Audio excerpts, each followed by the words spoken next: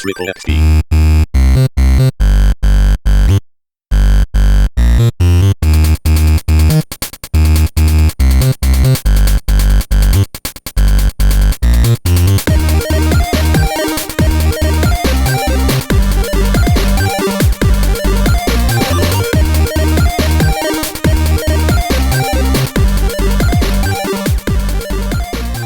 Triple XP. Welcome to Triple XP. This is episode 24. You can find us on YouTube, Spotify, and all those good places. This week, we're having a chat with Number1Gun. Hello, Gun. Hiya. Hey. We have Cheese here also. Hello. And Shane is gone. We've got rid of him. So how the devil are you both? Delightful. I'm pretty good. It's it just kind of started raining this week, and so I've been stuck inside. But I'm already stuck inside, so it really didn't make a difference. It was just a difference of what's happening outside. Stuck inside, but it's wet outside. Yeah, stuck inside, but now the outside is wet. Yeah, exactly. Well, I just had my COVID vaccine on Monday, and I'm literally just getting better from it now. Your first After shot? calling cheat. Yeah, first shot. Yeah. See, I didn't have that many cheese a little issues. bit. Yeah, see, I didn't have very many issues with the first shot. I was just tired. My arm hurt. The second shot messed me up. But yeah, it's not fun. I was just shivering like a crackhead for like 2 days, and then it was bad. Real bad. My issue was I got that shot in my left arm, and then the next day I had a tattoo appointment. I'm like, I'm not canceling my appointment. I'm powering through this with a sore arm and a fever. And my tattoo artist is like, you'll be fine. It sucked. And I looked when I'm eligible for the vaccine. It was like, yeah, next year. So yeah, I think I don't know about you, Cheese, but I'm like a class as like a frontline worker. So I'm definitely not. But I work at a school, so since I worked there, I was able to get it. Yeah, I'm not that important. So Gun, it's interview time, buddy. How you feeling? I'm actually kind of nervous. I really am. Like, this is actually, and this is the truth. This is the first podcast I've ever been on for any kind of thing. So already that's like one level of nerves, and then like you've got some secret questions for me. That's like a level of nerves. So we've got a lot of reasons to be nervous here, but I'm feeling good. Right. So anyone that doesn't know Gun, tell us a bit about yourself. Yeah, sure. So my handle is Number1Gun, but I'm an illustrator and designer, and I stream almost all my drawings on Twitch. And I'm always really interested in drawing things for people. And Mike, you can attest to this, but I love it when my stuff is really interactive. I'm drawing a piece and people are shouting out suggestions. I like to try to work those things in, especially the good ideas, and I try to come up with good ways to downplay the bad ideas. But it's always fun. We have a good time doing it, and I know Yeah, you've drawn a bunch of shit for me over the maybe year or so that we've known each other. Yeah. No, it's been really fun. I've kind of been called. I don't really know. I feel dumb saying this, but I've been called by a lot of people the art streamer for people who don't like art streamers. There's actually a lot of people who have said that I'm the only art streamer they watch, and so I don't really know how to classify that or break down or know what I do differently, but it's fun. I think because it's really interactive with your stream, you're in the stream, but you literally have a say-so of what you're drawing. It's not no, I'm the artist here. Right. You're just listening and watching. And it's really chill too. It's really calm, but you're still interactive with the people versus I've been in some art streams on Twitter before that are weird as hell. You're like, what's happening and what's in my drink? What happened here? Yeah. I mean, I don't know. I just like to enjoy. I'm definitely not the best artist on Twitch. I've seen some crazy talented people, but I can hack together some pixels. So I don't know. I have fun with it. Sometimes I'll play some games, but I like to try to make the games more of also a community thing, something we're working towards something. I mean, I used to play them more, but I decided to double down on the arts thing. That's what I'm better at. Cool. So You say you're doubling down on the artist thing, but we're here to talk about video games today. I mean, I'm a born and bred gamer. You know, it's like Yeah. just because I do art on Twitch doesn't mean I don't spend all my extra free time doing games. So I think this is like the one question that gives like a good read on someone's personality. What is the best game ever? The best game ever, Yeah, in your So- opinion. in my opinion. So, I mean, this is a complicated one, you know, because it could go a lot of different directions. But the thing that pops directly into my head, and I think just a game that is really special to me in a lot of ways and has defined like a lot of my taste in games. It's kind of like one of the first games I ever felt like I finished, and not just finished because like I got all the way through it, but like I really wanted to like experience everything about it, and that was Metroid Zero Mission for the Game Boy Advance. And so if you don't know what that is, it's the original Metroid game, but updated to kind of have SNES style graphics. So they just kind of did like a graphical overhaul of it. And yeah, and that game to me stands out as like such a moment, because not only is it just a fantastic game beginning to end and it's really great, but it kind of made me realize that there was like this genre of game that I loved, like this Metroidvania style. And I don't know, like it just sticks in my head as like a really special early moment of something that was like there's a before I played that and a after I played that, and kind of my gaming history, and I feel like that's like a pivotal moment. So for me personally, it's one of the best games ever. There's not a lot of fat on that game. It's just good. Yeah, I know it's definitely spawned like a lot of not copycats, but it's definitely like a genre now, like you said, of like your Metroidvanias. So yeah, it's I know Metroid's up there with definitely one of the greatest sort of franchises around.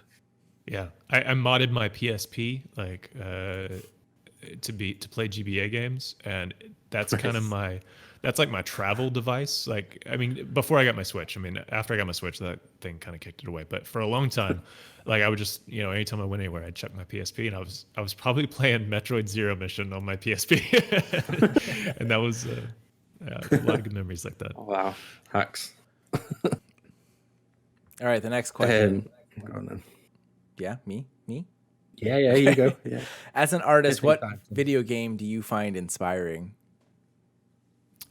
From like an art perspective, or Yes. or just in so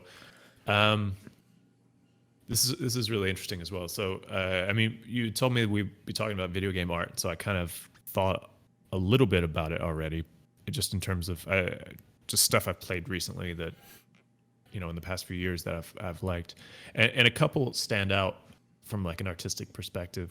I would think like the first for me is like Firewatch.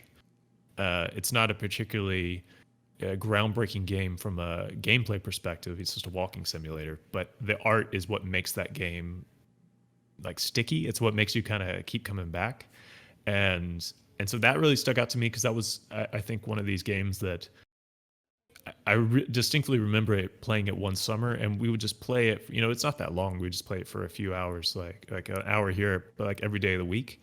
And I looked forward to just going into this world so much, just because everything about it was beautiful.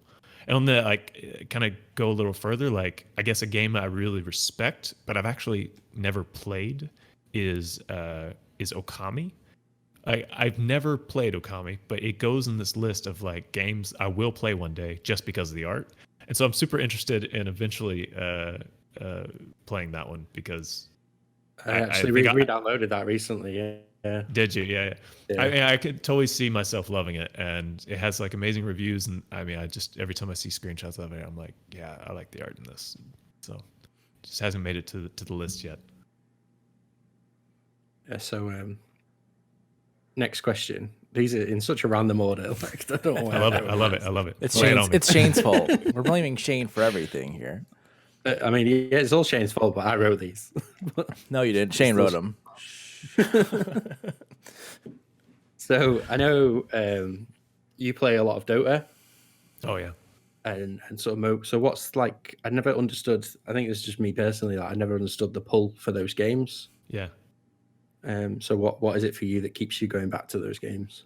That's a great question. Yeah, so I've been playing Dota for a long time now, and I think for me, what constantly gets me back into it is that the perfect game of Dota has never been played ever. Like the professional teams, like the thousands upon thousands of games that get played, every single day. The perfect game isn't among them. Like no one has played it perfectly yet. There's so much complexity and nuances and combinations that it's just incredible. Like you You're all wouldn't chasing believe. that perfect sort of the perfect game. Yeah, and to add to that is like there are so many ways in which things interact. Like you have items, heroes, and different sort of elevations in the map, and elements of randomness as well that go into that. And so no two games have ever been the same. And strategies that work one game will not work the next. And so it's just this ever evolving sort of battlefield. And I think you could compare it to something like chess, but I think people have run into similar, they have these books of chess games, where they go through all the different plays that happened, and those they'll say like it's similar to a play that happened here. Like I couldn't imagine that existing in Dota because there's so many variables. Like it's so much more complicated, and it's just a cool game. I don't know. Every time I'm in there, like still after playing it for like who knows how many years, I'm sometimes walking around the map and I'm just like, man, look at the details. Like a fish swimming in the river, and like flowers are growing now because there's a tournament coming up, and it's going to be in Singapore, so they have all these purple flowers. I don't know, like there's just this element of detail that's just so cool. Yeah. Do you think like do you have to play that game with friends to sort of enjoy it? Yeah, so yeah, I kind of hate myself for playing it. I think everyone that kind of gets really into it hates themselves in some way. So I have like me and my wife play it together, and we have some friends, like a Norwegian couple that we've been gamer friends with for a long time. We play it with them, and so but we don't really play like the ranked matchmaking together. We play they have like a turbo mode where everything is kind of doubled, and so games don't last as long. It's more casual. So I play that with everyone just because it annoys the group sometimes, like when you have like an hour long intense battle and you lose it, like it doesn't feel good. And so and so we play some of these turbo games, but when I play alone, I play ranked, and it's just totally different. I can't really compare them. I'm playing less and less alone. I play just as much like with the friend group, and I love that. It's really, really fun, and I think you get a lot out of the game, especially having a buddy with you who can kind of teach you. I couldn't imagine going in alone. Like I had a friend, kind of, showed me the ropes. But yeah, the playing alone, like you run into some really mean, toxic people, and it's in a MOBA, what? Yeah, no, and it's not really something.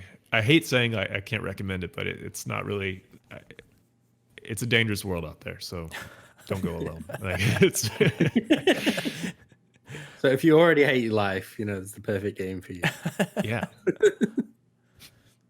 All right, the next question Mike might have to elaborate on a little bit, but give us your biggest gaming hot take. Like I'm pretty sure it was one of the first few episodes where Triple XP said they hated Mario. Mario sucks. Ooh. I don't remember who said that specifically, but what's your gaming hot take? Gaming hot take. Okay, well, let's see here. let me give me just half a second because I have one, but I want to get off the Dota train. I have a Dota hot take, but I mean that's boring. I want to come up with another one. Okay, so I guess to stick with the theme of the art stuff. Like, I mean, I love pixel art stuff. I think it's so well done. My hot take is that it's getting old, and I'm getting a little tired of it. I think it's great, and I still hold on to it, but I kind of have this actual fear that like people are gonna kind of burn out on it, and we're gonna I mean, maybe that means we'll go through like a second renaissance of pixel art games or something. I was gonna say, do you think it'll become cool again, like Yeah. like Nintendo 64 games are gonna get remastered and stuff? Sure. I mean, what happened is, I mean, kind of how I read it is, we went through this period of like 10 years where there weren't many games that came out that had, pixel art styles, and kind of like there was this revival of like nostalgia. I mean, that's why Pokemon cards are selling for a lot now. People want to recapture that that thunder that they had, the lightning bolt, from their childhood. And so that's why games look like SNES games. But there's like a whole generation of kids who are playing games and they're like, that wasn't my childhood. And and people are also getting tired of it. Like, I mean, I grew up with it and I'm tired of it. And so I think it's going to happen where we're not going to have it very much anymore. And then it's going to come back again. But I don't know. My other Dota hot take is that Dota is better than League of Legends, but whatever. You heard it here first, guys.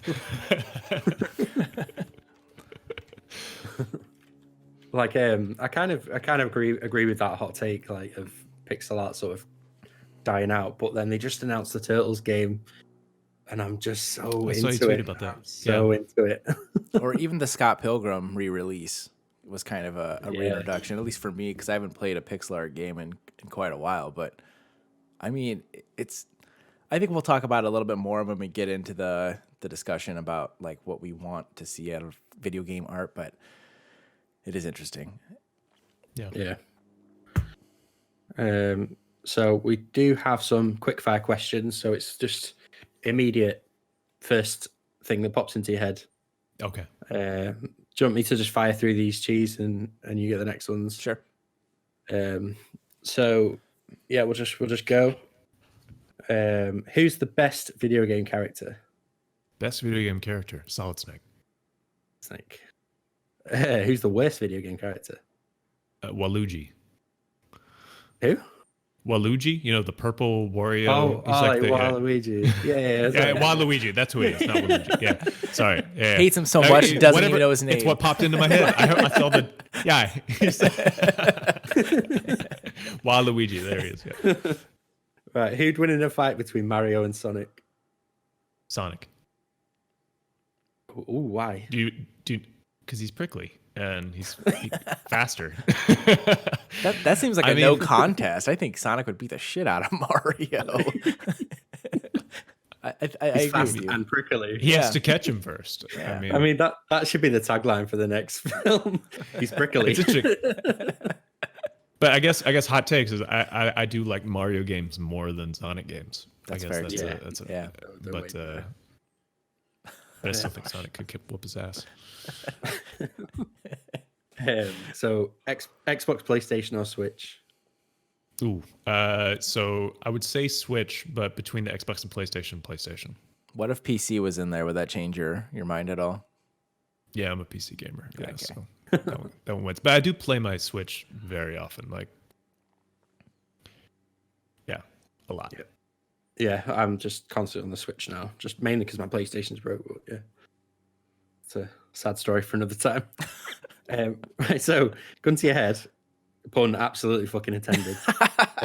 If you had to choose video games or art. Video games are art. Games, man. Cool. Games. Yeah. So that's it. Those are the quick fires. Yeah. We do have some community questions. Okay. Yeah. So I That was added scary. one. I was really scared before the rapid fire. I was worried about those. I don't usually do well in rapid fire scenarios. I once went on a Twitch stream and that didn't go well. I was like, I don't know. So I'll start the community question section because I added one and I'm not sure if it showed up in your notes, Mike. But so this question's from me. I'm a graphic designer too, but I don't do as much like illustrative anything. Like I just don't have that imagination these days. But do you feel like streaming art helps you push yourself to make art? Like I know even the couple art streams that I've done where I'm like working on a logo or something, I feel like being able to combine the hobbies of streaming and art together makes me do art that I would never do outside of streaming. Do you feel that way at all? Yeah, totally, 100%. It's actually one of the reasons I kind of got into it and started doing the streams. Because I kind of did this thing. I don't know. It was like 3 or 4 years ago, and I felt like I was just in a creative rut. Like I wasn't I had like a really like boring task at work. I was like, it was cold winter. I needed some kind of outlet in my life, and I wasn't really getting it anywhere else. So I just got up early before work every day and would just draw something. That was like a challenge I made for myself. I didn't stream it. I just put on headphones, like put on some like lo-fi chill music, and then just drew something. And I just had a series. I did that for 2 weeks straight, and I would just post them to Facebook and stuff, and it got really good reception. And I hadn't drawn anything in years. This is the first time I'd started drawing in a long time. And so I felt like a lot of like positivity from that I hadn't lost this thing, you know, I could still draw something. And so like a bit later, especially, you know, with this pandemic, I was just kind of starting to stream as the pandemic was kind of ramping up, and I didn't quite know what I wanted to stream. And, you know, was stuck at home, and I was like, man, I should just start drawing again. I should pair these. Like, that's something I can stream that's maybe interesting to people, and it's also gonna help me like kind of like maintain this creativity. Because honestly, like getting up to like just draw something, like I couldn't do that past 2 weeks. Like that took a lot of like me setting a time limit on it. But like if there was no outside sort of motivation for any reason, there was no way. And so like attaching it to a stream to like make me draw stuff, like I've really surprised myself, and I've learned a lot. I feel like I've gotten like better in ways that like I wouldn't have otherwise, because there's other people like live critiquing my art and giving me feedback. In like a good way. Like, I mean, there's sometimes people are like, that shadow sucks. Like, you don't know how to draw a horse. And you're like, you're right. I don't know how to draw a horse. Let's go figure it out together. And so like that stuff's fun. And so have you ever even seen a dinosaur? I've never seen a dinosaur. as I wear a Jurassic Park hoodie. But the, yeah, no, it's definitely been a huge influence in me actually like maintaining the hobby. Like it's been like a really positive influence in my life. Like even if the stream went nowhere, but like just having me just draw stuff, like I've gained a lot from it personally. Are you in a creative field as a career, or do you do it as a hobby? Yeah, so I'm like a designer as well. I do like software design. Oh, nice. Yeah, and so I'm like drawing stuff, but it's really different. Right. I mean, sometimes I do like marketing stuff where I'll draw like an illustration, but that's like not my normal job. That's like a thing that I sometimes do. So Gotcha. yeah, it's tangentially related. Nice. So next question. Shout out to OT Dustin here, because he's collected like a bunch of questions for you. First one being, why do you draw swirls so horrendously? Why do I draw what? Swirls. Swirls? Yeah. Maybe I should have said that word. Swirls. Swells. Swells. It's an accent thing. I thought you were saying like okay, Squirrels. sorry. Squirrels. Whales? like as in slinkies? Like, is that where this is going? So there's like a meme that I can't draw slinkies, but like, I mean, the answer is, and this is going to be a more technical answer than a fun answer, is that I mean, I draw all my art as vector art, and with vector, like the lines, the tool really doesn't like it when lines cross each other, because when the lines intersect, it doesn't know where the closing of that shape is. You know, if you think of a loop-de-loop, where's the inside of that? Is it the outside of the loop-de-loop or the inside of that loop-de-loop? And the program doesn't know. And so swirls get really confused in vector art. And so I have to fake it. I have to do one angle of it. And then when it goes around the curve, I have to create an entirely new shape. So swirls are hard in that way, because I have to do extra work for little to no gain, and then get criticized for in a public forum. So They're finally losing battle, man. There's a whole new meme here. Swirls. Hard to make, hard to say. exactly. All right, the next question. Are you the child of Morgan Freeman and Bob Ross? Just Bob Ross. Just it was Bob just Ross. two Bob Rosses, and Like, just Bob Ross was just thrown in with a ditto. Like, It's actually funny that Bob Ross is in here. So like I remember when Bob Ross was like airing on public television in the US, but Yeah. Like now that it's on, like he is on Twitch, like those reruns, I watch him all the time, and I'm like, Yeah. man, this literally could have shaped. I mean, it literally did shape a whole new generation of artists, Yeah. and like his positivity and everything. Like if he was still alive today, he'd be so incredibly popular because he's just so Yeah. calm and positive, and like I wish Yeah. that guy was still alive. I know. I grew up with Bob Ross. I mean, it was one of my favorite things. I mean, God, I feel such an old person, but like, I mean, yeah, like when I was a kid, we didn't have cable or anything. Like, Yeah. we just got like three channels or something there, and one of them was, after it was the PBS channel, and like lunchtime, after lunch, Bob Ross would come on, and then after that, LeVar Burton with Reading Rainbow. I mean that those two in my head are stapled next to each other. Yep. So, next question. What are the birds and the bees about, Number? This is directly from O2 and Dustin. What are the birds and bees about? Yeah. I'm going to skip over the birds, but I just want to talk about the bees because I love bees. And that's also a meme in my channel that, the sub badges are all bees, and everyone asks why. And I'm like, because I like bees. Get out of here. I got a bee tattoo in there. Man, bees are great, right? I love bees. I love bees. They're doing a thing in my city where they're going to start setting up beehives like on the roofs of buildings in like the residential areas, and I think that's great. I want bees on my roof. I think that would be awesome. Same. That is pretty cool. So yeah, fuck birds. Once birds become endangered, then we'll like them again. But until then, they're not doing. Do birds anything for pollinate us. things? No. What have birds ever done for us? Besides shit on my car. All right. Why does everything have a face in your drawings? Is the next question presented to us by O2 Dustin. Oh, okay. So it's a good question. So that's for two reasons. It's not everything I draw, but on the stuff I do draw where I put faces everywhere. It kind of originated from this thing I kind of figured out relatively earlier last year, and it's how to draw a face. For a long time, faces really freaked me out and eluded me because there's too many shapes there that don't make any sense to me. And I kind of figured out this technique of just drawing kind of 3 circles to like kind of get an eye that is interesting. And it's just 3 circles. You just draw the outer eye, the inner eye, and then like a little tiny other like circle that kind of chops out part of that inner eye to like make it look a little watery and cute. And then you have like a really nice illustrated face.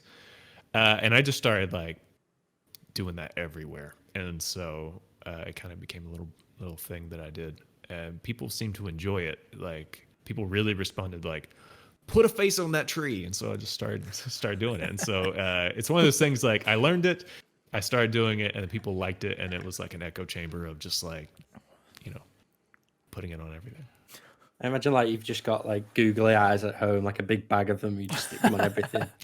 Like we do have a few, yeah. And it was a day my wife just started putting them like over people's eyes and like photos like in the house. Yeah, and so I was like, why does my brother have googly eyes? I love it. So next question. What Thanks, Dustin. What or who inspired your art style? Oh, that's a great question. So it comes from a lot of different places. So like there are a few people that I really, really like. I'm just going to pull up these dudes' names so I make sure I get them correct. One guy is named Dan Woodger. He does like really interesting sort of illustrated people. Like sometimes he does isometric styles and stuff. And I really, really love his style. And the other guy's name is his name is Dan as well, but what is it? I have it bookmarked here.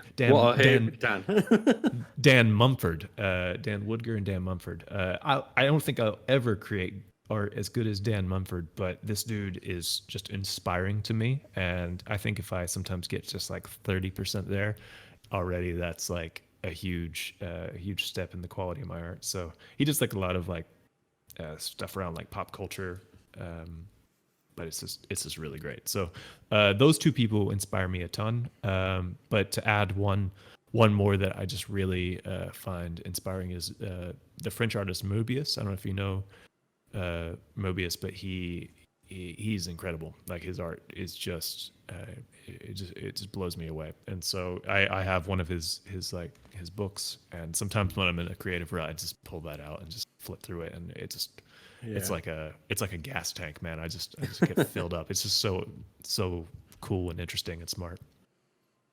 Yeah, like in my uni days, I did photography, and I always remember this quote that my tutor at the time pulled up, and it was like, great artists just steal from everywhere, and you literally can pull inspiration off like anything and everything, can't you? Like as an artist, you just see it everywhere. If it like, yeah, what isn't the quote? It's like good artist copy, great artist steal. Like yeah, something like that. Yeah. Well, and especially in like design and stuff, because most of the time your ideas, like our ideas, everyone's ideas in general, are subconsciously being drawn from something you've seen before. So I know personally when I'm trying to do art, I can't really look at like references or anything. I just got to kind of like put pen to the paper and try to figure out what it is I'm going for, because otherwise I'm like, oh, I just recreated that thing I saw a little bit ago. So, but yeah, definitely the stealing thing. That's real. Yeah. I mean, my interpretation of that is less of like steal as in like make it like put your name on it, but more of like take this idea and then make it your own. Exactly. And then definitely. It's less of stealing and more of like the yoink and twist thing that's really popular now. It's like, I mean, that's how new stuff is made. It's like someone had this idea that was interesting, and then you're inspired by that. You create something new from that idea. Yep. Yeah. Do you want to handle the next question? Sure. Why did you name yourself Number1Gun? Yeah. So this one goes. We got to go back to early screen name days here. So the first kind of online game that I played was SOCOM for the PS2. Do you guys remember SOCOM? Yeah. It was so good. That was like the first SOCOM was multiplayer great. game online in general, wasn't it? Like one of the very first. I mean, like Quake and Doom and all these were a little bit earlier, but for the consoles, I think it was one of the first. And so that was like early PlayStation, wasn't it? Yeah. And so like I got it for Christmas and like started playing it, and you have to come up with a screen name, and I hadn't really thought through having to do that before. And there was this tiny local band named Number1Gun, and I googled them. I can't find them anywhere. I've since. So you stole it. Yeah, so I yoinked their. I stole their name. Didn't even try to. No, like it was just their album was sitting on my table, and so I just said Number1Gun, and it's one of those things then that that just kind of becomes your thing. I got used to people calling me Gun or Number or whatever, and the advantage is like the name is almost available everywhere. There is this one dude on Twitter who has the name Number1Gun, and he's inactive in it. I go check it all the time to see if he's been kicked off yet. But like, I've tried messaging him, can't get in touch with the OG Number1Gun on Twitter. But I really would like his name. It's just that one surviving member of the band. Yeah, I don't know. Yeah, I don't know where he came from. I would love to talk to him. Be like, where did you come up with this? But yeah, anyway, it's overall available everywhere else, which is a convenience. I can relate to that too. Yeah. Like made out of cheese, or like people calling me cheese. Like it's just weird. It's just not like something that I like planned out really, but it is nice that the username's available most places. So last question, just before we move on to what we've been playing. All right. You kind of covered this earlier, but I'll read out. So what inspired you to start streaming on Twitch? Yeah. I mean, so it's a slightly different reason. So that I started than kind of why I kept doing it. So I kind of kept streaming to do art and to kind of grow that and stay sane a little bit. But I actually started streaming to stream my Dota games. because I wanted a good way to kind of clip funny moments that happened. And I thought to myself, like, I'm having a ton of fun playing Dota with my friends. Maybe other people would also find this interesting. And I don't know, I was kind of interested in how streaming worked. And so I just wanted to try it. And I actually found it to be really fun, like the whole like streaming part. But then I realized like, yeah, but my Dota games are shit content. Like this is not going to be fun for other people to watch. And so that's why I kind of sat down. I was like, well, if I'm going to do this, like, what would be a worthwhile thing that I can do? And I was like, all right, maybe I'll try the art thing. Yeah, I mean that's similar reasons to why I started. I just wanted to just record my gameplay when I was having like a hilarious moment. It's literally that was it. Yeah, I mean it's a great way to do it, and to also like, I mean I live pretty far away. I mean I was born in the U.S. but I live in Germany now, and so like it's a good way to connect with friends and stuff, and kind of be able to kind of recreate playing on the couch moments. And it's never going to be exactly the same, but you can kind of hang out with folks in that way. For some people, like that fills that gap. They're not trying to become anything or build a community. It's just a way to connect with the people they care about. I think that's cool. Yeah, I agree. It's all about like community, isn't it? And just I've ran communities and stuff, and I've met some of like the greatest people, and definitely like great friends thanks. now. We'll run a podcast together. Well, yeah, I think that was the most surprising thing for me, is like finding a lot of joy in like the friends and the community that's kind of built up around various things. I didn't really expect that early on, and that was like a surprising positive outcome from the whole streaming journey. I think COVID plays into that too, because a lot of these friendships, at least that I've made through streaming, never would have happened. Like I only started streaming because of COVID. So like the fact that we're sitting here having this conversation with people that I've never met, like it's a really cool thing. And plus COVID also has gotten us used to doing like these video calls. So it doesn't matter that you both live like 4,000 and 5,000 miles away from me. Yeah. Like this is just kind of like the new norm. Like these are our hanging out on the couch moments, sitting around having a beer conversations that we can have. That's true. Then no matter where you are in the world, this is the new normal for some of us. And that gives us the opportunity to meet some cool people. Yeah. Yeah. So just one last question. This one's from me. I know we said that was the last question, but this is the secret last question. So what is the plan and the direction of your streams now, and where can everyone find you as well? Just give yourself a little shout at the end of that. That's a tough question. So I'll answer it backwards. So I'm at twitch.tv/number1gun. And where we're going, I mean, that is a good question. I committed to doing a cooking stream back in November, and I've yet to do it. And so that is on the horizon. It's going to happen. We're still waiting, man. We're still waiting.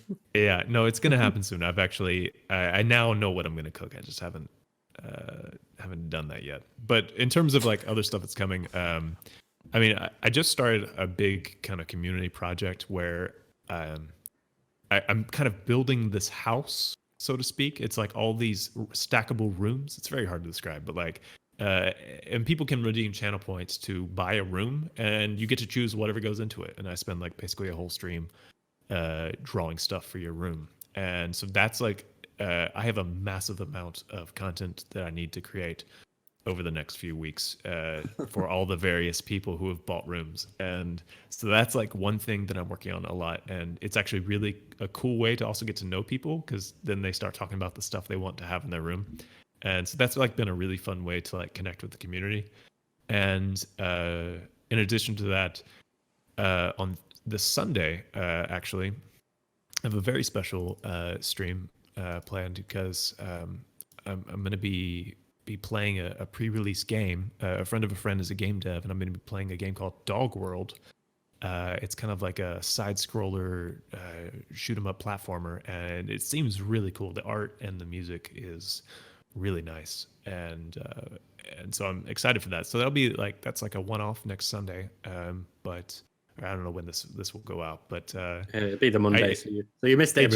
It just happened. I'm glad you guys were there. No, but like I'm hoping to do maybe some more things like that.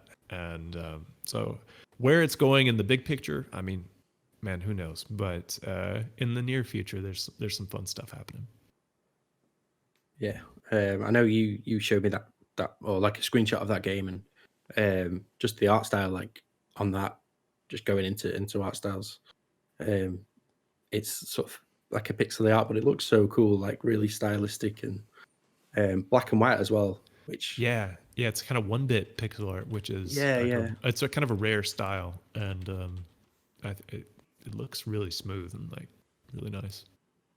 Yeah, it looks like the 100% the kind of game I'd buy, play for 10 minutes, and then That's most games, Mike. yeah, that is most games. Yeah. Well, it's already on the backlog. So, so right, section 2, what we've been playing. So, Gun, do you want to go first? So, what have you been playing this week? So, I made a an impulse buy purchase. An impulse purchase this week to buy Loop Hero. Do you guys know Loop Hero? I've heard of it. I know Sarah who's on the podcast as well. Okay. She's addicted, so it is so good, and it's the best impulse purchase I've ever made. And so I'm just looking at the Steam playtime, and it says 7 hours. And honestly, if you would have asked me like how long have you played it, I would have said 2. And so like that's how much of a time sink it is, because I didn't even realize I played that much. It's what it is a it's actually kind of confusing. It's kind of like a reverse tower defense game in a way. So you don't really control your hero. You just kind of get thrown into this loop, like a literal like pathway loop, and he just walks around this loop. And monsters spawn in the loop, and he automatically kills them. Now, you're probably saying at this point, where's the game? So the game is that you are also the dungeon master and world builder. So as you beat enemies, they drop loot and cards. And so you can equip your hero with new like loot, so like better equipment. And the cards can spawn either different kind of buildings or monsters inside of the loop. So like say you can spawn a village, and a village will heal the hero, but they will give him a quest, which is like a really difficult enemy that will spawn in the loop. And so there's like this algorithm that every time you go around the loop, everything gets harder, and everything gets harder way faster than you think you can. So you can't just like chuck all the stuff that you get onto the board, or else you'll just kill your hero instantly. So you have to like strategically and at the right pace give your hero challenges to do to get better gear and stuff. And at the same time, you're also building out the world around them. You have like ground cards, and they give like different stats and stuff. I don't know if I'm selling this very well, but it is really fun and addictive, because it's also like weirdly kind of like an idle game. Like you can just kind of set up your once you get like some killer loot, you can be like, all right, I'm gonna go get a cup of coffee and let this guy go ham for a little bit, and you come back and you're like, oh yeah, now I got these cards, and so you like, so it's really like just a chill game as well. Like I was playing it last night while catching up with some friends who came back from like a long work trip, and so it was so fun to like we're chatting and I can feel engaged in the conversation, and I'm just like have it up to the side. It's just a really fun game, and the art is again pixel art, but really really good, like kind of almost like ultra low res stuff. It almost looks terrible, but it's so good, and it just fits its kind of style and mood like correctly, like for the type of gameplay. It feels like a very old gem, like a hidden game that like everyone like missed and somehow rediscovered. Like it has that feel to it, and the music is just like chef's kiss, like so good. It kind of that's just the way you're explaining it. It sounds like Slay the Spire in a way. It has like a similar kind of like the card deck building type of thing. Yeah. The difference is like with Slay the Spire, like your cards are like influencing encounters, whereas like you can't do any of that here. It's more like the cards are how you're playing Dungeon Master for this little world that you're, and so that's also really cool because like the interactions are just fascinating. Like for instance, okay, I mentioned the village, but then there's also the vampire house, the vampire mansion. You could put the vampire mansion anywhere on the loop and it will spawn a vampire. However, if you put it near the village, the vampires will go out and they'll eat the villagers and create ghosts. And so it becomes a ghost village. And so you'll need to liberate. I'm sold. Yeah. And so like there's crazy interactions. And I haven't even discovered all the crazy things that can kind of interact in all these different ways. And there's like classes you unlock, haven't even got there yet. And there's like this whole other meta world like outside the loop where you're like rebuilding a camp and like a tech tree and stuff. Like there's just a crazy amount of content and stuff you can do. And having played it 7 hours, I feel like I've only scratched the surface and I'm having a ton of fun with it. I love that about roguelikes, that it's not just the run and then how well you do. It's sort of the building afterwards and how your progression outside of like outside of the run. Yeah, that's a good tie into like the other roguelike I'm playing a lot of, Hades, because I'm playing a lot of Hades lately. And, big fan. Yeah, and that has the similar kind of thing of like, even if you have a crap run, you feel good about it because you probably got a little bit of resources still to make your character stronger. That the next run's going to be even better. Yeah, and so, I mean, they just know the game. I've been playing Curse of the Dead Gods quite a lot, and that's sort of built a similar time to Hades and has a sort of similar structure. But what's great about Hades and what Curse of the Dead God lacks was the story element that pulls you through. Like in Hades, like you die, but you're like, oh great, I'll talk to these people and get to know, chat with Achilles and hang out and do all that and get to know all these cool characters. They nailed the voice acting in that game too. Like absolutely. I don't understand how they did it. I mean, they must have spent months in the recording studio recording all this audio, because I've never encountered the same audio twice. And you can equip those relics where you get the same god at the beginning every single run. Like I had Poseidon for like 40 runs, and he never said the same thing twice to me, and I don't know how they did it. And it's just insane. Unreal. So Cheese, what have you been playing this week, mate? I've been playing a lot of random stuff, a little at a time, so bear with me here. Tony Hawk is my go-to game all the time, like the remaster, the 1 and 2 remaster. Like if I'm just sitting on the couch and waiting for the wife to come home from work or something, I kid you not, I've beat that game probably 35 times since it came out, like last October or whatever it was. I started Concrete Genie since that was one of the free-to-play or download games on PlayStation Plus last month, I think it was. I'm only about an hour or two into it, but it's got a cool little art style, and it's a very artistic game. You're using a paintbrush to basically bring these little gremlin creature things to life to help you out and do these little tasks, little nightmares. I've never heard of this. Yeah. Concrete Genie, it's a solid one. It's you're basically like this. Deep your way into that. You're like this lonely boy in this world that's run by kids or something, and like you're just kind of. It seems like you're just trying to bring like color back to this dystopian, juvenile, delinquent run world. You're just describing my life. Just a lonely boy trying to bring color. Another thing I've been playing is the Little Nightmares, the first game DLC. I watched Jedi play that this week, and it was kind of cool to see him go through the same game that I had just finished not too long ago. And I know he loved it. Mike, I know you just played the second one, or did you play the first one? I don't remember. Second one?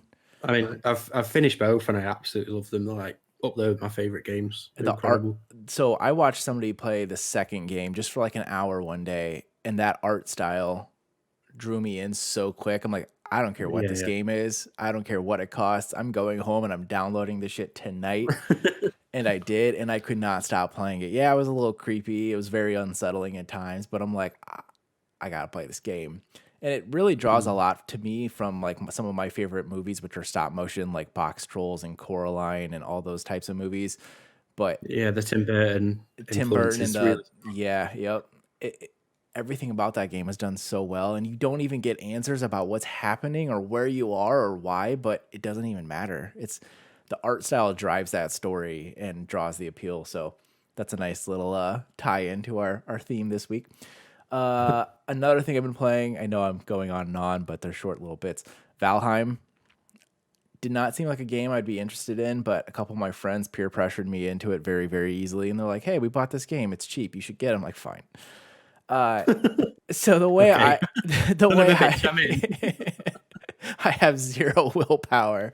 They're like, hey, you should get this game. I'm like, all right. So I did. And we played it for a couple hours. And I'd basically say it's like World of Warcraft graphics with an Animal Crossing style game. Like you're basically foraging, you're creating, you're not paying a little raccoon a bunch of money, but like it's kind of a fun time waster, and it's pretty chill. Like I don't really know what's gonna happen, but I know the world's massive and will sink in a very long time. And you can cut down trees and kill your friends. I mean, that's Yeah. That's the best part. I mean, Valheim's interesting, yeah, because I had a similar kind of experience where my brothers and some of our friends, they were like, yo, get in here. We're playing it. I'm like, fine, whatever. And honestly, zero regrets. That was so fun playing together. Like it's blissful. Like I don't know what the gameplay loop is or how, like what secret sauce they're adding, but like it's so fun to play with people. And like get on our little Viking raider ship and we're going across the sea to mine the ore. And it makes so much sense. It's just so fun. And I tried like because they were like moving really fast, like because they had their own server, and like every time I came back in, they were like, "Yo, touch this stone so you learn about how to make this." You know, they're just like chucking me all these items, and so it was like, and I was like, I like this, but it's not quite the way I want to experience this game. So I tried to like roll my own world, and I just kind of walked around and like cutting a tree by myself, and I'm like, this is not fun at all. And so I think that's one of those weird games that you gotta have the people with you, and then it's amazing. And I don't know, maybe it is fun by yourself, but I didn't quite have the same. I went from like best game ever to not great at all, and that was the only difference was I was with people. I started a day late with my friends on a server, and one of them had already beaten the game, so I'm like basically being babysat in this world, and they're telling me everything to do and how to make a helmet and how to make a shield and whatever. So I'm like, all right, I'm hoping this is fun for you because you're teaching me how to play this game right now. Otherwise, I'm worthless. But they did a pretty good job of teaching me. We've only played it that one time, but I was like, I need to play this some more. Like, I'm kind of hooked in. And any game that's like affordable and is less than a 5-minute download, I've already got it. Like, it's a no-brainer. Yeah. And then I actually really like the art in it. Yeah, Sorry, I like the art. No, you're fine. I like the art too. And the music in it is lovely. Like it's so it's nice. It's so It's calm, nice. and it's just like it's one of those games where I feel like you could go into it like after a long day of work. You just want to play something. You don't want to have to pay too much attention. You can go around, cut down trees, and listen to this nice little music in the background, and just kind of like enjoy it. Yeah, I agree. That's kind of like why I've been playing Smash Bros this week. I just wanted to like play something that just chill and smash and but what I've been doing is catching up on some of the DLC fighters. So Sephiroth, Joker, and Banjo are the only 3 worth getting, in my opinion. Just because I don't know who the others are. So I just bought them and then playing through the story mode, which is good. It gives you like little different battles and everything's got like a little variation on it and stuff like that. Got about 50% of the way through the story mode again. It's like my second playthrough. But I just love that game. It's just so fun. But I did play online and I'm not very good. I found out. I went through the story mode having like just actually destroying everyone every fight, like 2 hitting characters off the map, and then because I played a Sephiroth who just hits people once and then they just fly away. And you win, and then you go online, and then you just die instantly. You become that character that you just smashed off instantly. So I've been playing a lot of that, a lot of Slay the Spire, and a lot of Curse the Dead Gods, which I've already talked about last week. So not too much from me. I am looking forward to. I've just bought Forgotten Anne, which is this. It's about £6 on the Switch. What's it called again? Forgotten Anne. I'll try and enunciate for you. Forgotten Anne. I wasn't sure if it was Forgotten Ant, like when you No, were just like, kinda chopping Ant. off that T. And like a girl's name. yeah. This is I didn't think I'd miss Shane. I've become the accent this week. This is bullshit. It has this like incredible Studio Ghibli art style, and Oh, wow, Shane suggested it to me, and it just looks amazing. It's got 9s, 10s out of 10s, with its ratings and stuff, and it's on sale on Switch. So just get it. Yeah. Yeah, the art looks amazing in it. I'm just yeah. flipping through some screenshots. Since you mentioned Studio Ghibli, I want to confess that I watched my first Studio Ghibli film ever like a week ago, and then I watched a couple of them. I watched Spirited Away and My Neighbor Totoro were the first two that I watched, and I got hooked pretty fast. Like I'm pretty sure I'm gonna plow through like that entire collection that I can like in the next week. But that art, it's so simple, but it's not like it's just so well done, but it's nothing crazy. It's not like a Pixar style movie. It's a very flat, like created world, and I love it. I think Spirited Away is the best entry like into the good entry point. Movies. Yeah. It's so imaginative. My favorite is like it's fantastic. My favorite's Nausicaa of the Valley of the Wind. That one's my favorite. I'll watch it and report back to you. Just before we get into Ghibli, because I'm sure it'll come back around, let's move on to section 3. So this topic is sort of all about art direction and what or how important is the art style in video games for you. So, go on if you want to go first as the guest. Sure. We throw you under the bus as the guest. No, that's fine. I mean, it is important as like a simple answer, but the thing is like, it feels like a cop out to say it's always like this. It's like this trifecta of like audio, gameplay, and visuals, and like it's like this marriage of those three things together, and that's what makes like an amazing experience.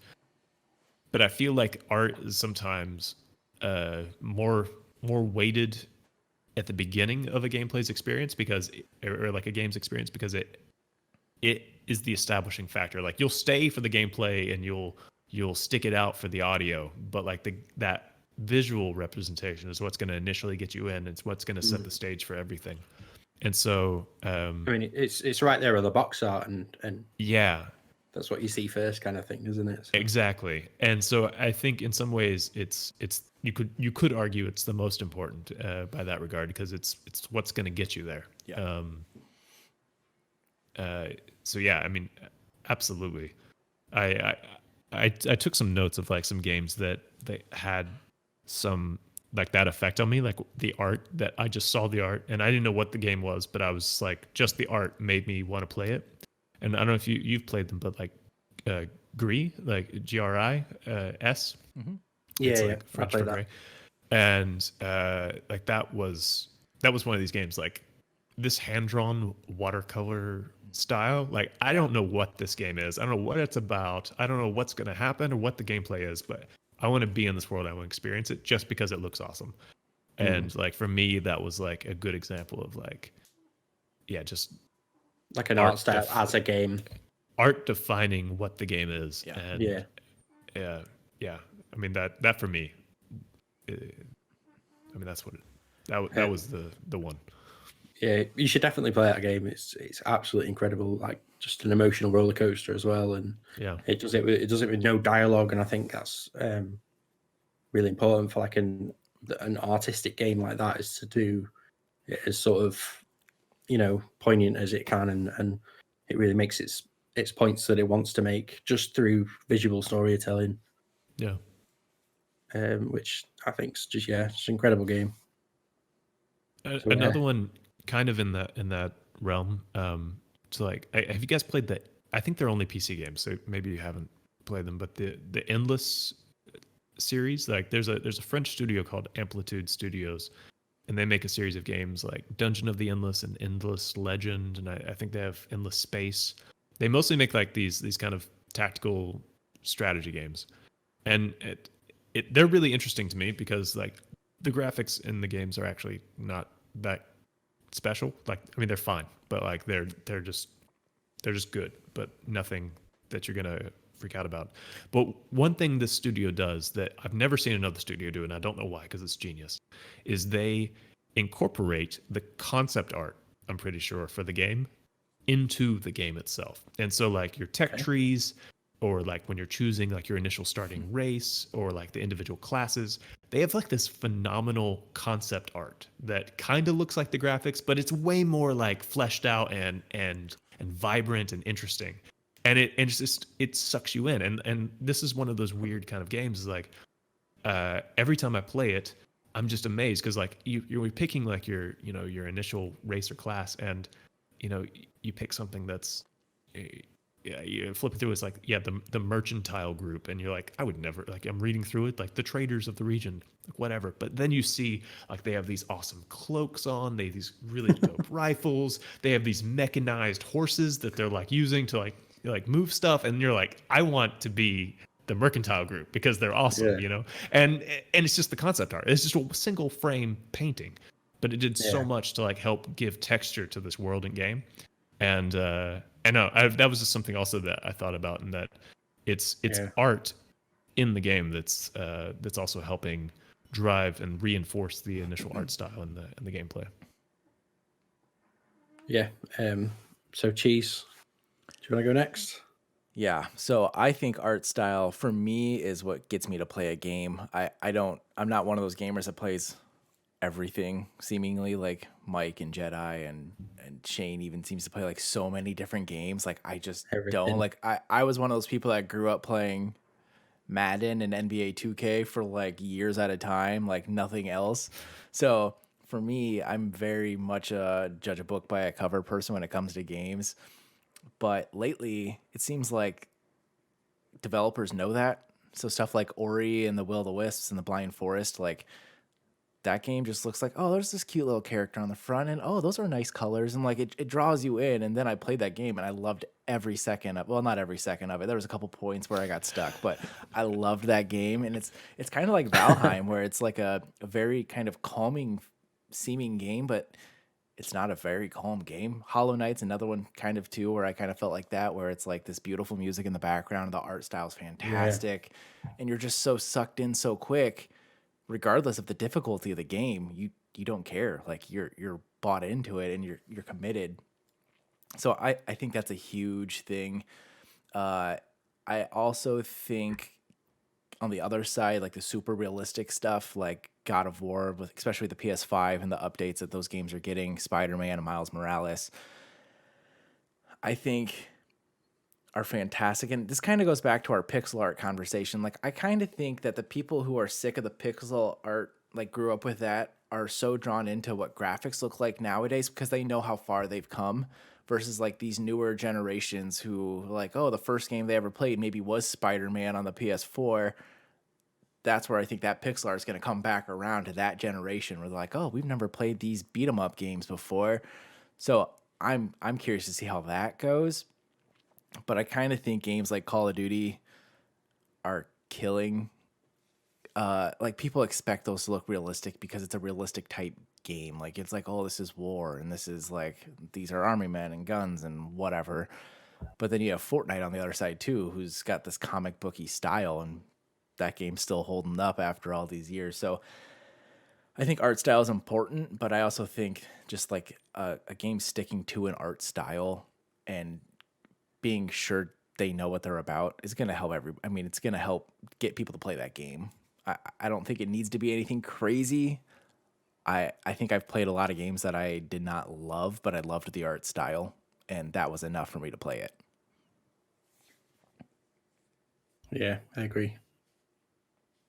For me, when we ask like how important art style is in games, like Gun, you really nailed it when you said like it's that perfect trifecta of visuals, audio, and your gameplay.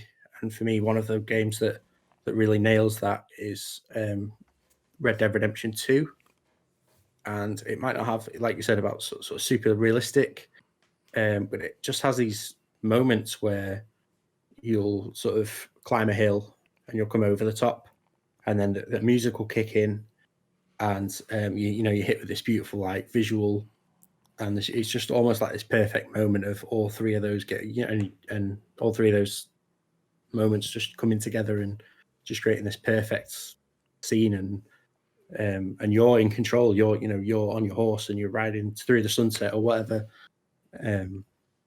So there's games, I think, that implement the audio as well as the visual art style. I think audio is super important.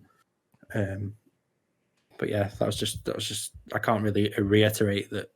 Gun, you just nailed it with those perfect three points. And Red Dead was very aware of that too. Like they gave themselves that cinematic mode. So like when you're going through the forest or whatever on that trail, and you can like hit the middle button, I think it was on the PlayStation, it would zoom out and you can kind of like create like this cool little movie scene. And that was really the first game I knew that you could do that in. I think you could a little bit in Grand Theft Auto. There was different views you could see, like when you're driving, you could like see the side. Gran Turismo maybe had a couple of those too, where it's just a camera angle, but like Red Dead was all about like that very specific moment where it felt like a movie, and you're like, oh man, I'm in charge of this. Like this wasn't planned really, but it's happening, and I love it. Yeah. It doesn't feel planned. It doesn't feel planned, but it just feels like a moment that is super cinematic, and it does have these emotional moments where the music will kick in, and you're just like, yeah, I'm a fucking cowboy and I'm doing this shit, and like it just sucks you in. So it's that for me is just like It's your chance of being an American for a little bit. You're That's a cowboy in the Wild West. Just take the accent. Cowboy shooting too. So, Gun, do you want to handle the next question? The next. You mean you want me to ask it? Sorry, Cheese. Yeah, sorry. I'm like, well, I wasn't ready to ask questions. But sure. Is there any is there any art styles that you would love a game to explore? Yeah. So this one's kind of interesting. So I mentioned kind of early on, like Firewatch, but in my head, like around that era, there are like 3 games that I played around that time, like with some friends. Like we were on the couch every evening over a period of a month, and it was Soma. I don't know if you played Soma. It's like a horror game. Briefly, not that interesting of a graphic style, but yeah, it's a great game. Like you should finish it. Firewatch, and the other one was Inside. I don't know if you've played Inside. Yes. But Inside has this really fascinating kind of art style where it is simultaneously realistic and also cartoony, and it's always stuck with me as like a really special kind of art direction. And I would love to see more games kind of emulate that. Was the question like which one should be merged, or like that was the next question? Oh, okay. wasn't sure. No, but I would like to see that kind of thing explored a little bit more. At least I can't quite like even imagine like a kind of genre I want to be like, because Inside is such a perfect game, so it's hard to say like I want a different kind of experience in this art style. But I would be very interested in experiencing more kind of stories in a world like that. Yeah. Little Nightmares, play that if you've not already. Okay, all right. You get it for like $8 or something, and it's the DLC and everything for the first game. It's totally worth it. It's going on the list. Little Nightmares is more of Inside and more of Limbo as well. Okay. Yeah. But, for me, it was sort of hand-drawn animation. I want to see that more in a video game. So you had sort of like Cuphead, but I want to see it like Ghibli style, or the Castlevania anime that was on Netflix, or Love, Death, Robots. The Dota anime that's coming out. Oh, right. Yeah. Is there actually? Yeah, in like 2 weeks, on Netflix, there's a Dota anime coming out. Oh shit, I'll have to check that out. But Love, Death, Robots as well. Like has some great animation styles in there. Yeah. I'd love to just see them just in video games. But it's a simple answer for me. For me, I thought Spider-Man Into the Spider-Verse was like the perfect movie in every way. And Yeah, it was so good. with Spider-Man Miles great one. Morales, they gave you the option to use the Into the Spider-Verse suit, which animated the same way as the movie when you were swinging around, but it was just you in a real-ish looking New York. So Yeah. I think it would be incredible if they took the entire animation style of Into the Spider-Verse and gave us a Spider-Man game just like that, because Do that game. Sony literally invented that technique where they did kind of like the dots, the comic book style dots, and the out of focus stuff in the background, so it looked like you were looking at frames of a comic book and your attention was drawn to whatever was in focus. But they did it so well. I remember watching it the first time. I saw it in theaters. I was like, at first you're kind of like, what the hell? Like, am I like having issues seeing this? Like, do I need to go to the eye doctor? Then I watched it the second time and I was like, this was amazing. Like, this was perfect. So if we got a game like that, oh man, I would be so happy. That's a great point. That's a really good example. Yeah. I'm glad you like it because I thought of it like 5 minutes before we started this episode. That's really good. That's really good. So, last question. What 2 games would you combine gameplay and art style? It's a really tough one. I don't have necessarily a concrete answer, but like I've always been a sucker for the cell shaded art style, you know, like Zelda Wind Waker or even Borderlands or like these types of games. Yeah. And it seems to happen. Like, I don't know if there's probably a rule for it, but like every kind of genre seems to kind of get the style, and I just eat it up every single time. And so I don't know, like I'm trying. I was kind of just flicking through like my Steam library and like what I would love to see. I don't know, it's hard to say, but like I think like kind of like a tactical strategy game like Into the Breach or something like that had like a kind of cool like more clean art style and less pixelated. Like I don't know, Monument Valley meets Into the Breach. Like keep the isometric part, but like make it like really sharp and jagged. I think that could be kind of cool. Yeah. I can see that working, actually. That'd be pretty cool. I was thinking as well, like Valkyria Chronicles sort of has that XCOM style battle, but that's a little more anime than sort of cel shaded, I guess. Like the gameplay is cel shaded, but like then all the cutscenes are animated. Yeah. What about you, Cheese? What would you combine? All right, hear me out. I want a Mario game in the God of War style. Now, if you think about it, the gameplay is not incredibly different, especially once you get more into like Mario Odyssey. Like, you know, like the hat, like throwing the hat, spinning, all that. It's similar to the Leviathan axe, at least in the newest God of War. So You're just running with a wrench instead, like. Yes. But like Mario has always been a very specific style, and it works because of the nature of the games and the audience that they want to play. It's a very rounded style of cutesy whatever. Yeah. But if they were to do like a remake of like the Mario RPG, like with like God of War type, like a realistic looking Mario game is basically what I'm getting at. But God of War's style too is very cinematic and like very polished too in its entirety.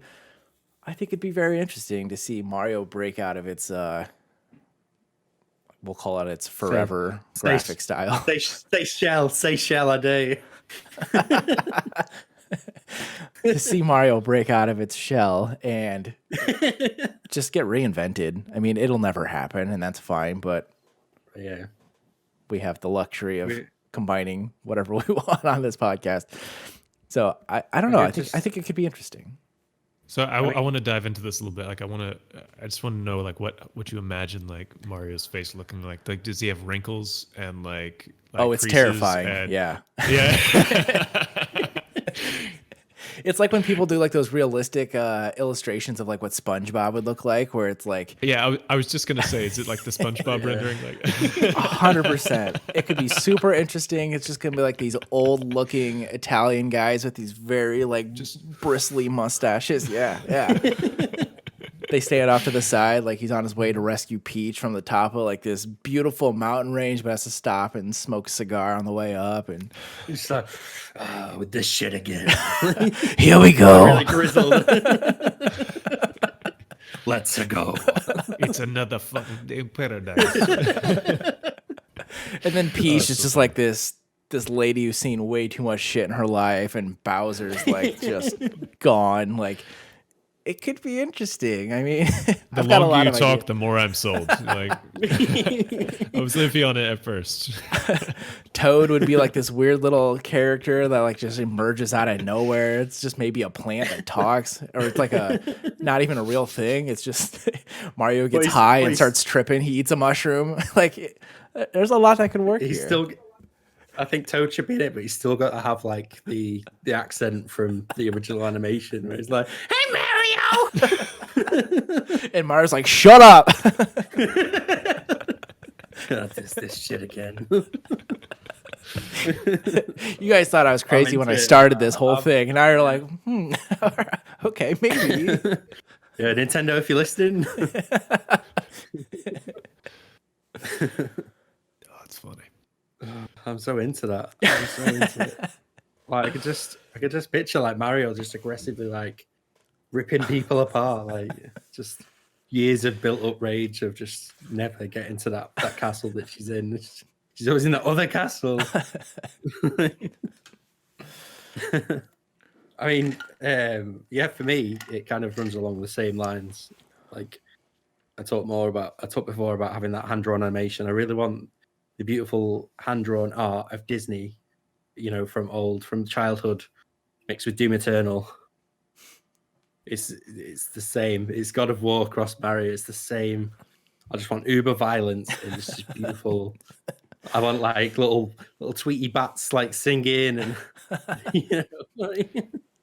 I mean, that is kind of like you talked about the Castlevania like Netflix series, but that kind of gives me that vibe, you know, like something that is like super pristine and well drawn, and then just people kind of get ripped up in it. Like, it's just kind of, it makes it even a little bit more jarring and interesting. Like, yeah. But that's me anyway. That's a good point. Well, there was that show.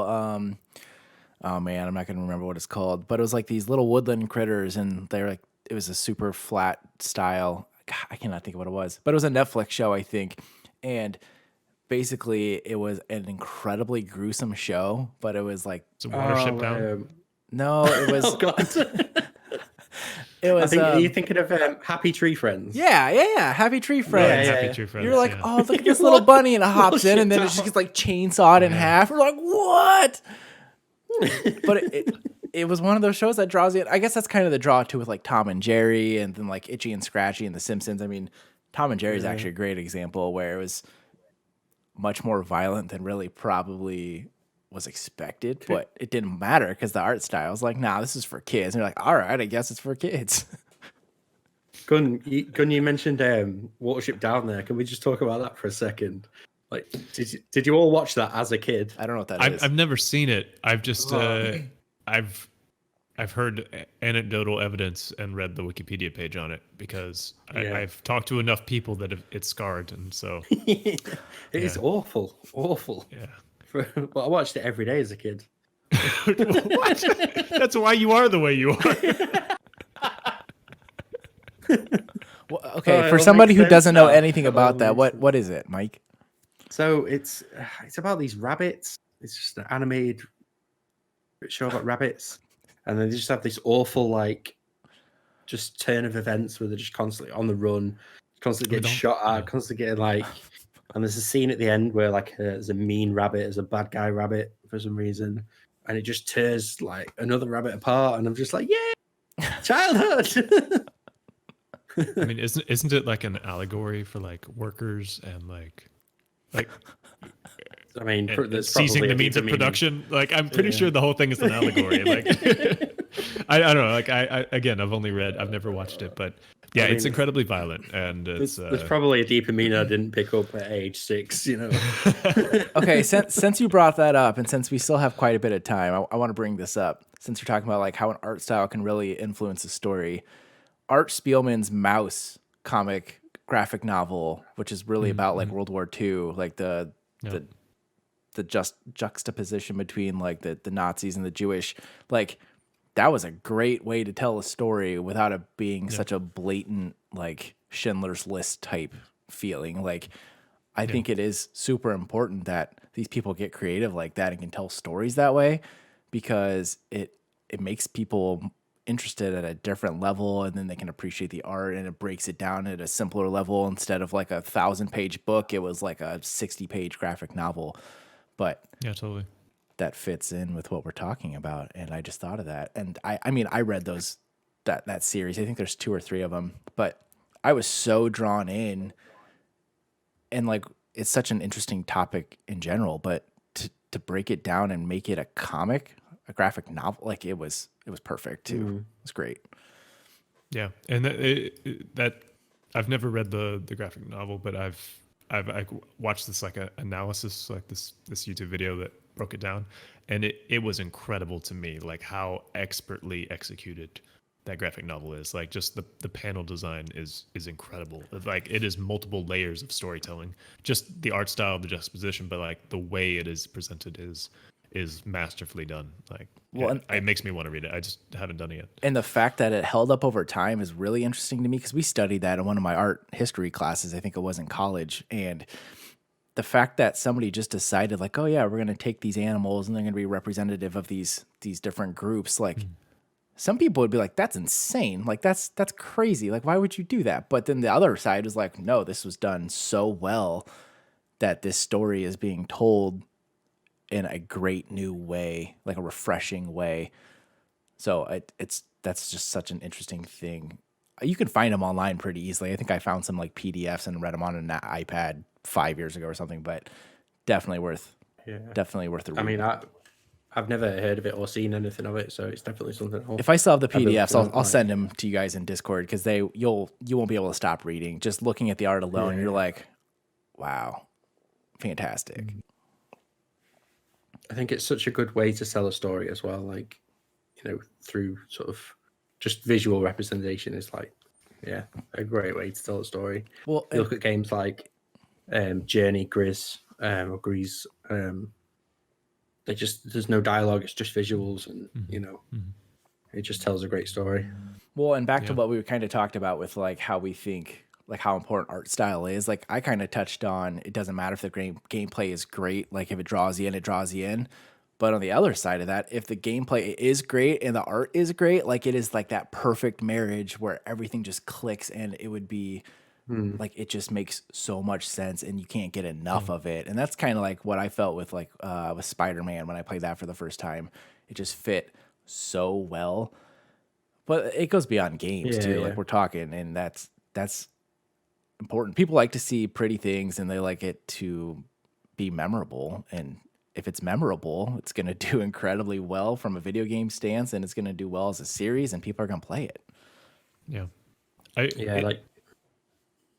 Go on. No, you go. I mean, I was just going to say, like, as you were talking about that, I was just kind of thinking to myself, like, what is a game where the gameplay isn't good without the art style? Like they're closely married together. Like you couldn't separate them. And one game that kind of came to my mind was Mirror's Edge. Do you remember Mirror's Edge? Yeah. Parkour. Parkour.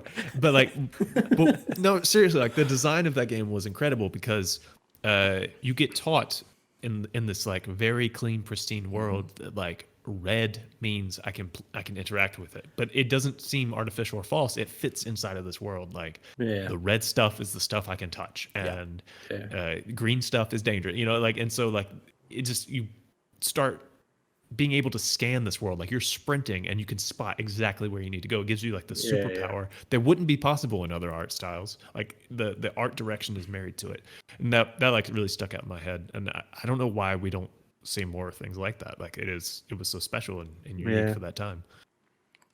Yeah, that's right. Yeah, I've never really seen any other game sort of do that. I mean, maybe there's like hints of it in games like God of War where you have pristine timing and you'll see like a flash of red and you'll be like, shit, it's time to parry or Yeah. things like that. And you'll kind of just read these more like colors and these, it'll give you like these signals and things. But I guess that's like an art style thing loosely tied to that. I 100% thought you were going to bring up Ghost Runner, and I got all excited. I mean, yeah, that's another one. Yeah, I Ghost Runner. Ghost Runner.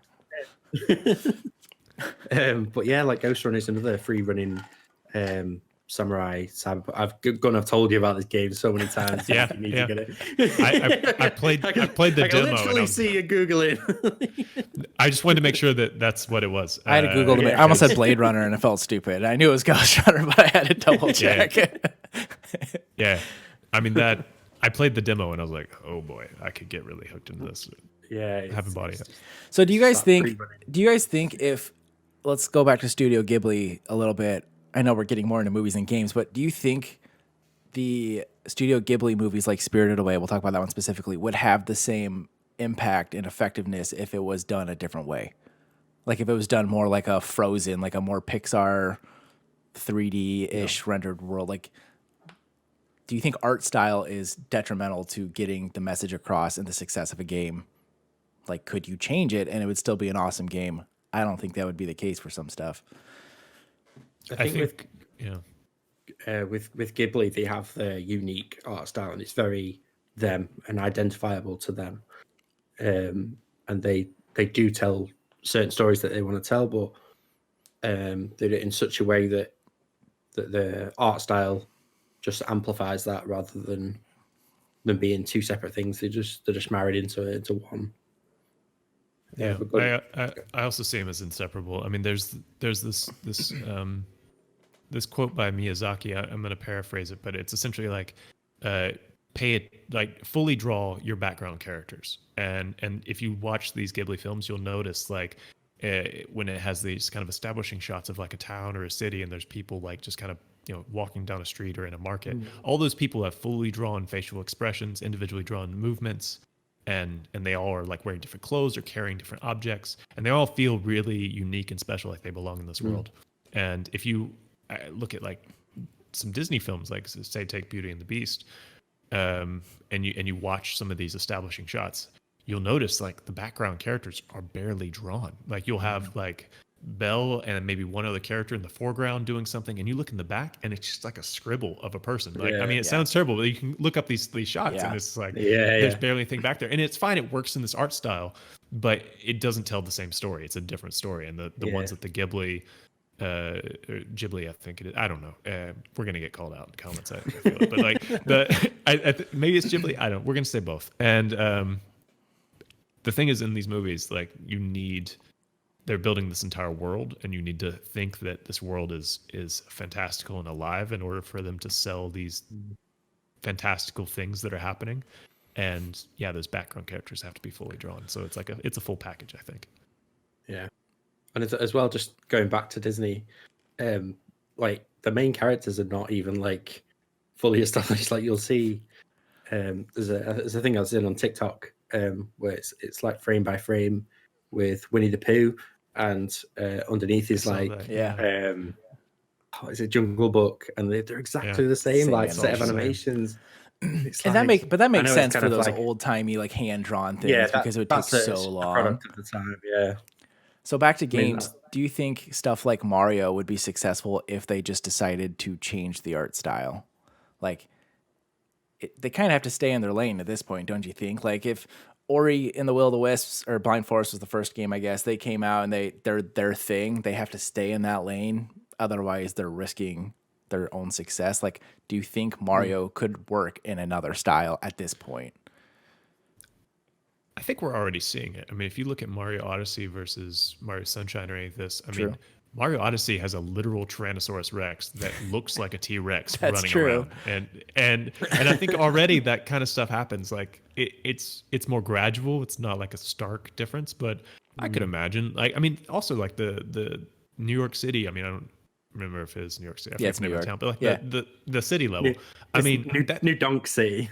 Yeah, New Donk City. But like this is it's very realistic. There's humanoid characters there, which That's true. I still want to know, like, what is the difference in the lore between what Mario is versus what the people, like there's some questions there, but like that's super Prejudice. fascinating. Like they've already kind of gone into this a little bit, so it could be, I don't know. That's a good point, because they basically took the open world idea and the realistic graphics and combined Mario into that, or introduced Mario into that. So yeah, you're right. It definitely has been more gradual, but like they can't redesign Mario to look like a normal person at this point, I don't think.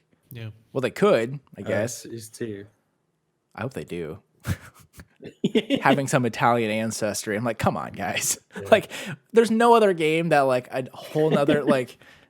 It couldn't work the other way. Like the Italians couldn't be like, oh yeah, we made this game of this culture, and like you can't do that. Like this is just one of those things that were like, this started a long time ago, so it's okay. Yeah. we're all now waiting for Plumber of War. Ragnarclog. Fighting one clogged sink at a time. It's about to get hairy.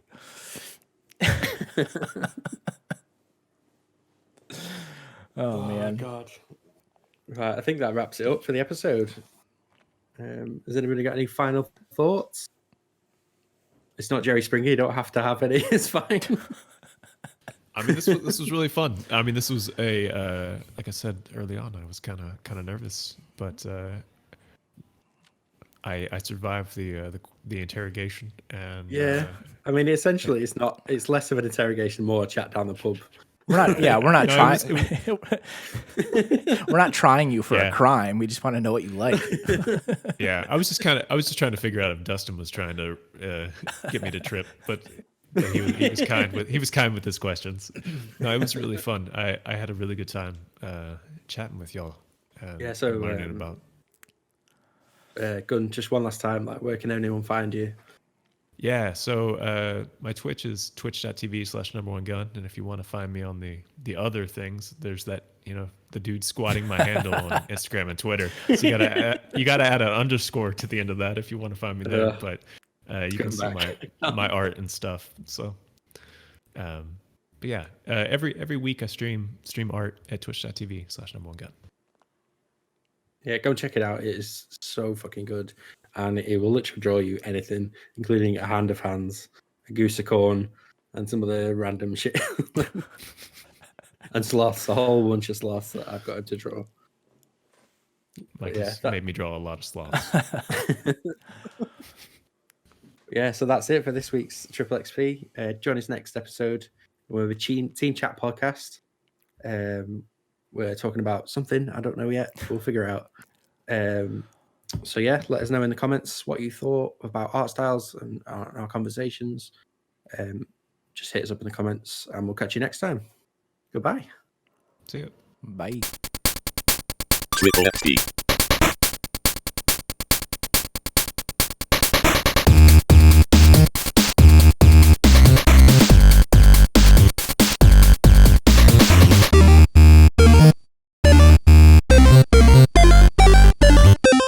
Triple XP.